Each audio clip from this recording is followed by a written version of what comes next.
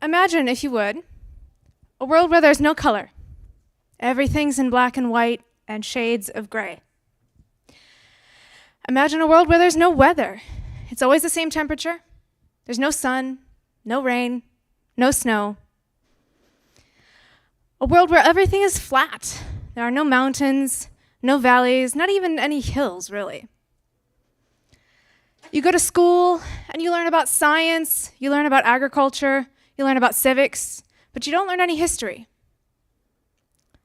You have no idea what life was like before your parents' generation. You don't even know your grandparents. Your schedule is made by the government. They decide not only what time you start school and what time you end school, they decide how many hours you're going to spend volunteering, how much free time you have, when you go to bed. When you're old enough, 12, you'll be assigned a job. They'll decide what you're going to do for the rest of your life, how much training you need. When you're a little bit older, they'll choose your spouse. They'll decide who you're going to live with for the rest of your life. And if you and your spouse decide you want children, then they'll decide which children you raise. You don't get to raise your own children.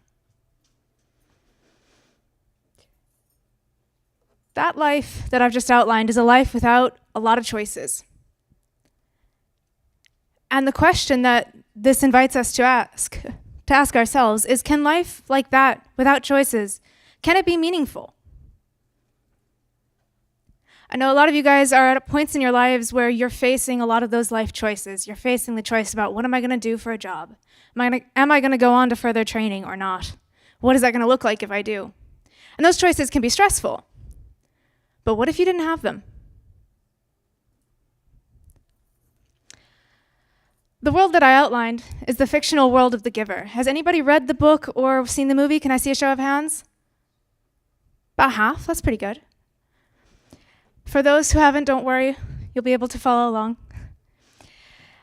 And The Giver is a young adult dystopian fiction world that completely ignores the existence of rights. It's a relatively simple world, and that's why we're going to use it as an example.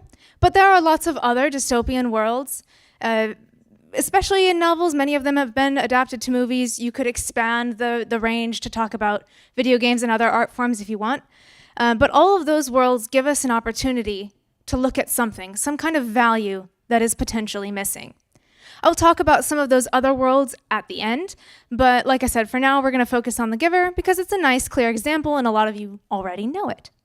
And if you don't know it, it's not a terribly challenging read, so if you're interested, you can go check it out. But the key part here, to tie it into the theme of our conference, is rights are completely ignored. They're not respected at all. And the same is true to some extent in various dystopian worlds. Some, there's more freedom than others, and it gets a little messy at times. So, rights, as Dan was telling us, are freedoms of action, freedoms to do things, to make decisions about how we spend our time, where we go, what we do with our property. In The Giver, we don't have those choices. There are actually no animals in the world of The Giver except for those that are needed for food. So there's no pets, no wildlife.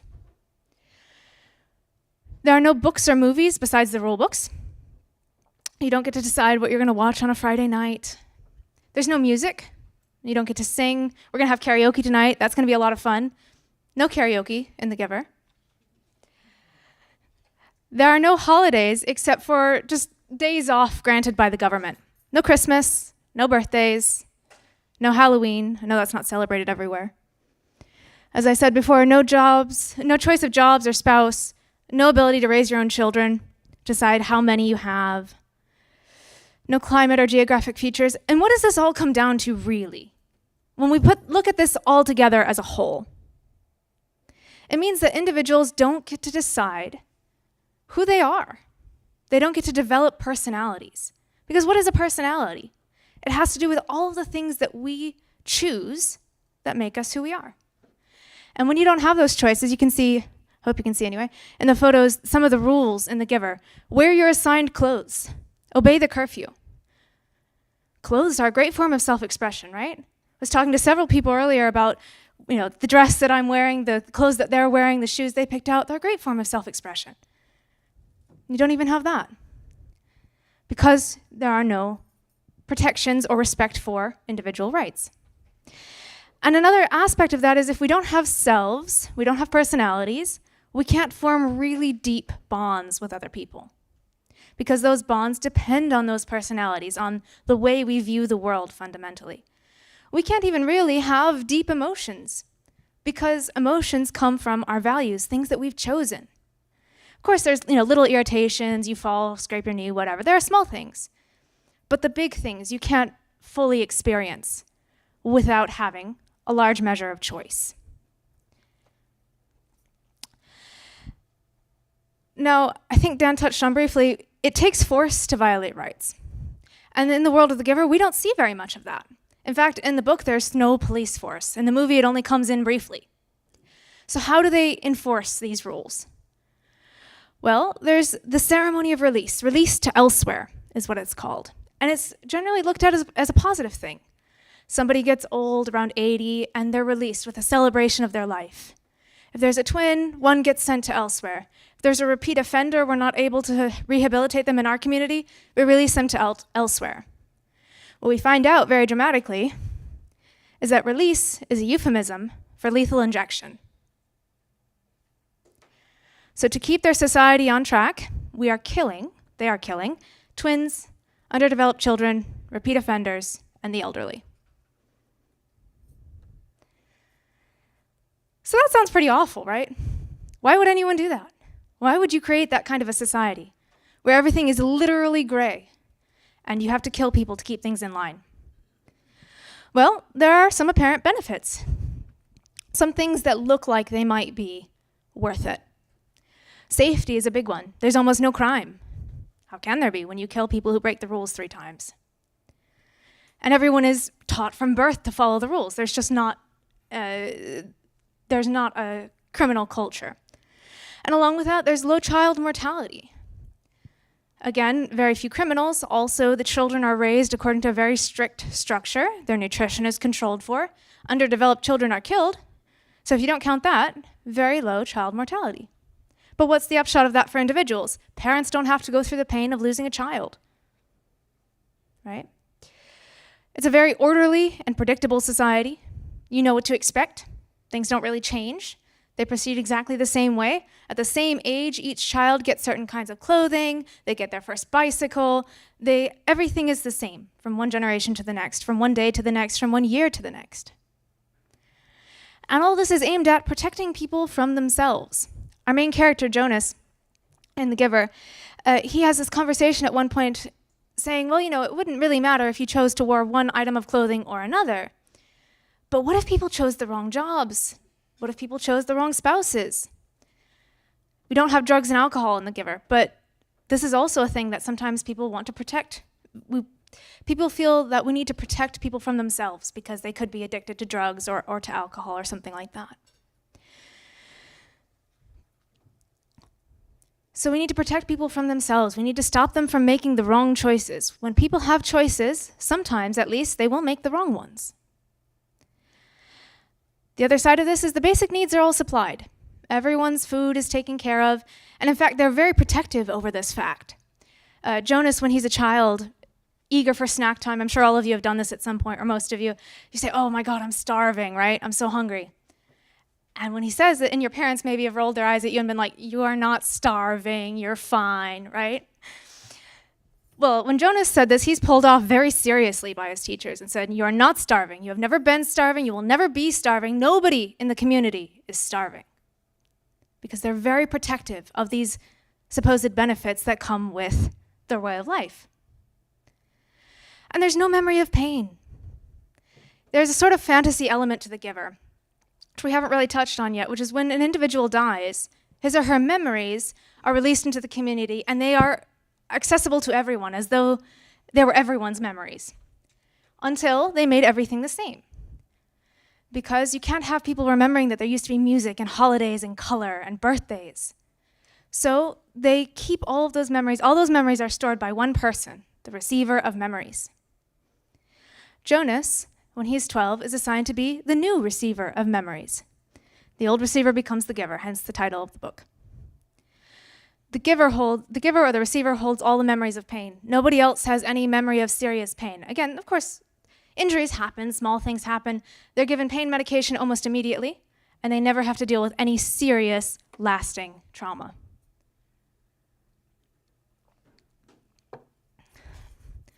But such supposed benefits, to the extent that that's what they are, oh gosh, no, we're doing so well. There we go. Come with costs. They're not for free. When you routinely violate rights, when people don't have the freedom to choose how they act, as I've mentioned before, you don't get to experience the full depth of happiness. It limits or eliminates individual happiness. You may experience small moments of pleasure, little bits of what might come close to joy, but the full deep ecstasy that you can experience when you really achieve a value that you deeply care about, that's off the table. The long, sort of in-depth, long-term state of being happy that most of us strive for, that's off the table. Just in being who you are, being an individual, you can't really develop that. And as I said, love. Love either in a familial sense or in a romantic sense, it's not a thing. And as I mentioned a little bit with the concept of the giver, the receiver, whenever you're providing something for someone, and as Dan was getting at the end of his talk, somebody has to bear that burden. When we're talking about things like food, yes, everyone has enough food, but somebody has to produce that food. And in the world of the giver, if you quit your job, you are released. You're killed. If you can't quit your job without being killed, that is slavery, plain and simple. In the sort of spiritual or non-physical realm, in the giver we have the receiver of memories, who has the terrible task of holding on to all the memories of war and famine and genocide and injury and death. He bears the spiritual burden for the community. So that's one of the other questions that the giver invites us to reflect on, that Jonas, the main character, goes through a process of change and discovery about. Is it fair to force some to bear burdens for others? And this is a question that you can see people debating out in the world in various contexts. People have this conversation. Some people will say yes. But as we're talking about rights and the role of government, that kind of thing, it's a question I invite you to keep in mind. Now, as I said, other dystopian works are out there. They invite us to reflect on other questions, other aspects of rights and how they affect our lives. We're going to talk about a few of them a little bit more in depth. First is Anthem, a novella by Ayn Rand, and it has some things that are very similar to The Giver. There's a very rigid schedule set by the government. They determine when you go to work, when you're off, what you do with your free time, et cetera, et cetera. There aren't actually any spouses. Procreation is something the government manages as well. You don't get to have any friends. It's a sin to have to prefer one person to another. You're supposed to treat everyone exactly the same. There are no books. There's no art of any kind, no music, no visual arts, except for plays, which all glorify the government and their and manual labor. Sounds like a lot of fun, right? They're again assigned jobs. They reject innovation in this society because it's too disruptive. So this society was one that was once thriving and similar to what we would think of as modern society, and it has fallen into disrepair, such that candles and windows are seen as recent developments. And when people try to introduce new innovations, they are thrown out. And perhaps the most striking element of Anthem is because people are supposed to live for the group, for the community, for the state, they're encouraged to think so much of themselves as part of a group that they don't even have the word I anymore. It's we and they the whole time. Another one you guys might be familiar with. Actually, has anybody read 1984? Show of hands. Oh, good. Okay, that's more than I was expecting. Fantastic. So George Orwell's classic of the genre, 1984. In this world, rights are so far off the table, we're not even thinking about them. There aren't even straight law, like regular laws people can follow. That things are not illegal except for thought crime. Crimes that go against the party, even if they're just in your mind. It's not enough to act like the party wants you to act or say the things the party wants you to say. You have to think the way the party wants you to think. And thought crime and other words like that have kind of slipped into the cultural vocabulary. You may recognize some of them even if you haven't read the book, because of how influential this book has been. In order to control people's minds to the extent that you actually can, the party controls everything that affects your mind. It controls the recording of history. The main character, Winston, his job is to correct history so that it matches, you can't correct history, but correcting the history books and texts and so on, so that it matches what the party is saying. They control the art. There's censorship and editing of older artworks so that it's in line with the party's messages. They control the news in the same way. In order to have a scapegoat, someone to blame for the problems, the party is constantly at war with one or another of the other major world powers, but who that is constantly shifting, and everyone is supposed to act like it's always been the way that it is now. If you're in the party, even if you're not like a super important member, and this calls back to just like Soviet Russia or communist China, where lots of people joined the party because you couldn't get a job if you didn't. So you have a lot of, they're called outer party members, who still have to follow more intense rules. For example, their marriages need to be approved by the party. They're not for personal enjoyment or fulfillment. They're to provide new members for the party, new people for the party to rule. And the other feature of 1984 that a lot of people really find interesting, and that comes into conversation a lot today, is the constant surveillance. Not only are there two-way screens in every room that cannot be turned off, but there's also informants everywhere. And this was probably inspired by Nazi Germany, a little bit of East Germany, although Orwell didn't live to see much of that, where the ratio of informant to citizen was massive. So many people, even children, were encouraged to inform on their parents, on their neighbors, on their friends. And this gave rise to the line that you may have heard in some form, Big Brother is watching. I think nowadays you hear more often Big Brother is always watching. That's not actually in the original, but it doesn't change the meaning. And Big Brother, who is supposedly the leader of the party, but we're not actually sure if in the context of the novel he's real, the description we get matches that of Stalin. So Orwell was drawing on real-life tyrannies to present this world in which, theoretically, even what you think is controlled by the government. And finally, Fahrenheit 451. Has anyone read this one? Show of hands? A few, okay. This is also a fairly short one.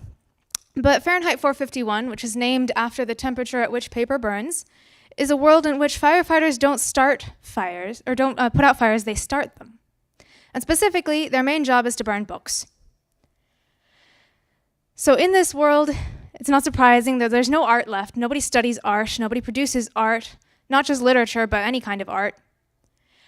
There are only the technical sciences. If you get an education at all, really, it's about how to engineer things, how to build things, how to work in a factory.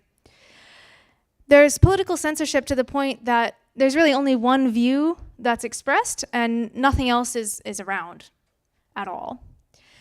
And the thing is, in this society, you can't really think about things. You can't really dig into ideas or stories. There's constantly noise. There's constantly radios, TVs, something to be a buzz. But that's not really satisfying, is it? So people go out looking for more. They go out seeking thrills. They go out driving cars at 200 miles an hour, skydiving, all those kinds of crazy things. And as a result, a lot of people get hurt, whether it's by accident or because people just don't care. They aren't able to form deep bonds because they don't have not just books, but the content of books. It doesn't matter what the format is, right? But the ideas, the stories, the knowledge that you gain from a book, again, could be in another format, that you can really sink your mind into. You can really think about, Hannah used the phrase a couple of times, grappling with ideas. That's what you can't do in the world of Fahrenheit 451. That's what you can't do without those kinds of materials. So there are a great many other dystopias where to some extent, to some extent, in some way, rights are either ignored, not understood, or actively violated systematically violated in many cases. Each author who looks at this genre has a new approach, has a different thing he or she wants to emphasize, has a different thought about what the result is for the individual, how to fight that kind of system if it's even possible, what made it happen, what were the cultural forces that led us to that point. And so although dystopian fiction can be a little bit bleak at times, I think there's a lot of value in a great many of the dystopian works that are out there because they invite you to think about those kinds of questions, because they show us the importance of rights in our lives and on a large scale. So this is just a selection, but this is a selection of dystopian fiction that I think is valuable for one reason or another, and I would love to talk with you guys about it at any point. So this is an invitation to ask me about any of these books. I would be delighted. And Abby, do we have time for questions? Okay, wonderful. So as I said, I love to talk about fiction and ideas. I have a Substack where that's all I do. So if you're also a person who enjoys digging into that kind of thing, please feel free to join me there. And Abby says I have 5 minutes, so I can take maybe 2 questions. Got hands over here? Yep. I'll give you a mic. One second. Okay. In all the dystopian fiction books that you've read, what do you think is the worst thing that has been written about?